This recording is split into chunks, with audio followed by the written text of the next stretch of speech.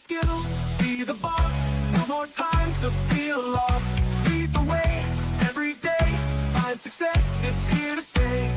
Rise and shine, it's your time. Skill up, raise the climb. Navigate, innovate.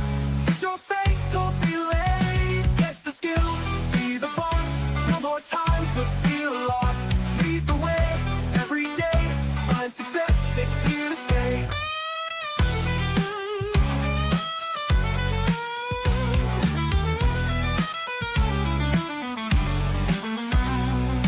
If you're a new manager or hoping to be a new manager, join us in our exploration into what managers need to know. This program will set you up for success by building your knowledge and confidence in the skills you need to be effective. Hello, and welcome to What Managers Need to Know. Today we are looking at the fifth session of our 5-session series on change management. We had looked at what effective change management involves and identified that there are eight clear steps involved in effective change management. We assessed needs and analyzed probable reactions. We prepared plans and made decisions. We established a timetable and communicated, and now we need to implement and then monitor and evaluate our change management process. Let me move to this. So in step 7, it's important that each individual responsible for implementing the change understand his or her duties, authority, expectations, and deadlines. And we also have to make very sure that the necessary systems, tools, resources, and training must also be provided. And that training needs to be provided just before the change occurs. It cannot be provided a year in advance in anticipation because people will not remember what they learned. There are implementation decisions that need to be made. So who should be involved in the implementation? What specific responsibilities should they be assigned? What results should be desired and expected from these individuals? And what should be the deadline for completion of these assignments? What system support or enhancements will be needed? And how will they be provided? What tools and resources will be needed and how will they be provided? And what training will be needed and how will it be provided? I have mentioned earlier about a situation where a bank changed its processing system and didn't bother to tell and train the branch managers on the system. And so as a result, there was great confusion and stress because the branches were losing members' accounts and not knowing where they went. And at that time, the branches blamed central office and central office blamed the branches, and I got them together and it was very clear nobody had ever trained them. You don't want that kind of situation to occur with your change management process. Then we need to monitor and evaluate the change.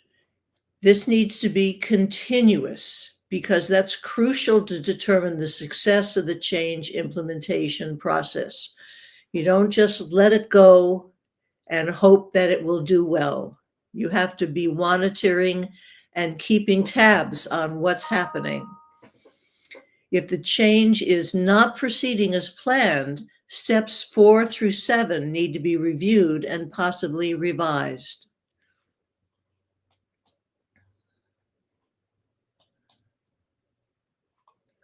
I'm sorry, there we go. So the monitoring decisions that need to be made, how will the change implementation process be monitored? How frequently? Who will do it? What criteria will be used to determine the effectiveness of the change? And how often have you experienced a change that really was just let go? You were told the change was to occur, the change occurred, there were all kinds of problems, but no one was responsible anymore. So we don't want that to happen in your change management process. So the change management planning that we have looked at. Step 1, determine the need or desire for change. What is the change? Why do you think it's needed? And what facts or opinions support this need? Step 2, analyze probable reactions of employees, managers, and customers to the change. Do we ever think about how a change is going to impact customers and how they might feel? Will they welcome, resist, or be neutral toward the change? And what is the reason for their likely reaction? So we really got to think about that. Very often, change initiatives focus on what the end result ought to be without thinking about these interim steps and considerations. Step 3, prepare a tentative plan or plans. What change management approaches might work best given the nature of the change and possible reactions and blocks?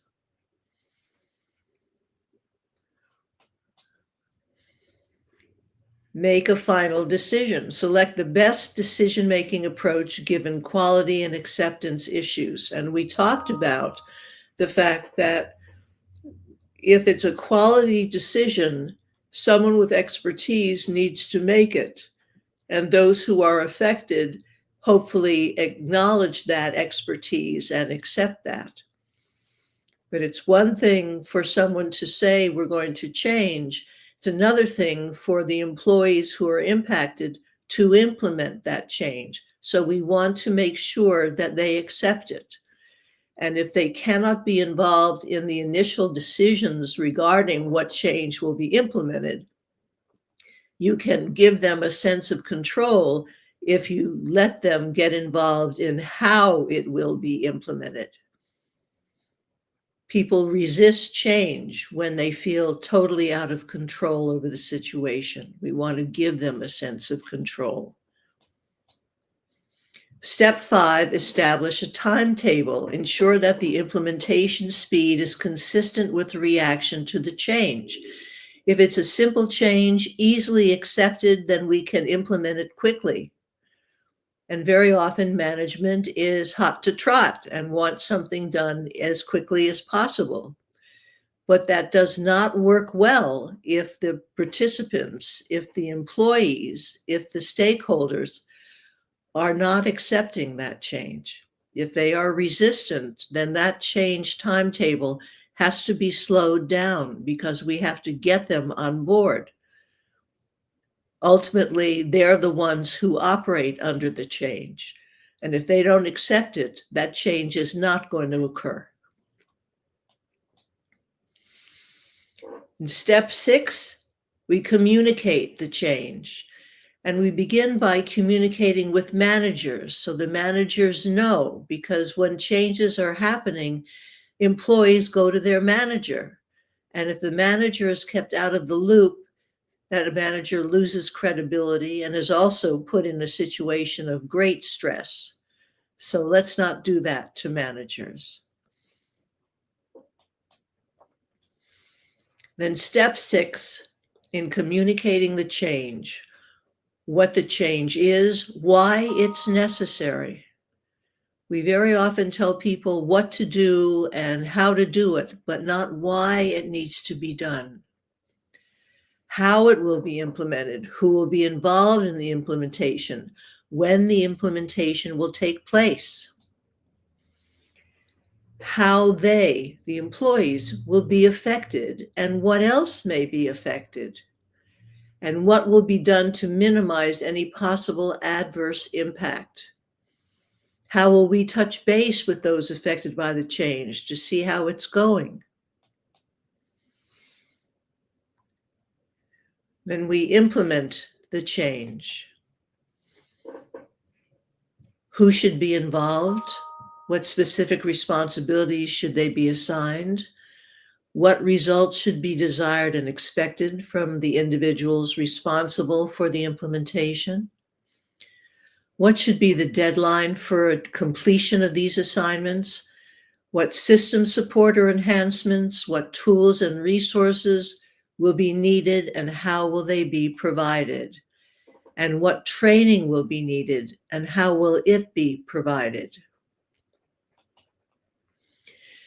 Then step 8, we monitor and evaluate the change.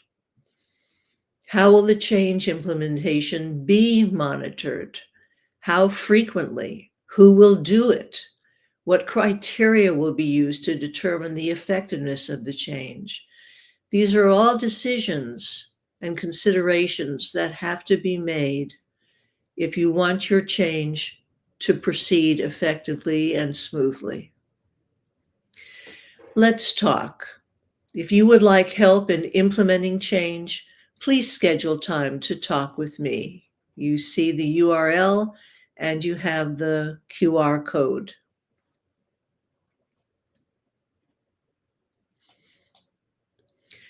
Next week, we begin a new series. We're going to be looking at performance management. And we're moving away from the idea of evaluating an employee's performance at the end of the year, when neither the employee nor the supervisor can remember exactly what was going on all year, and both come with trepidation and stress. We don't want that to happen. We're going to be looking at a year-long performance management system that is user-friendly, and I hope that you will join us. Thank you for sharing your time with me. And let's move to this. Thank you so much for coming and participating in our discussion of what managers need to know. You can find the videos of this and previous sessions on my YouTube channel or under events on my LinkedIn profile. I'll look forward to seeing you again next week. Get the skills, be the boss, no more time to feel lost. Lead the way, every day, find success, it's here to stay. Get the skills, be the boss, no more time to feel lost. Lead the way, every day, find success, it's here to stay.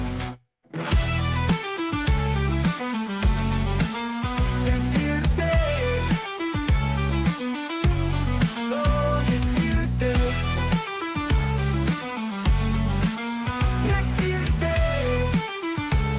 Yeah. Get the skills, be the boss, no more time to feel lost.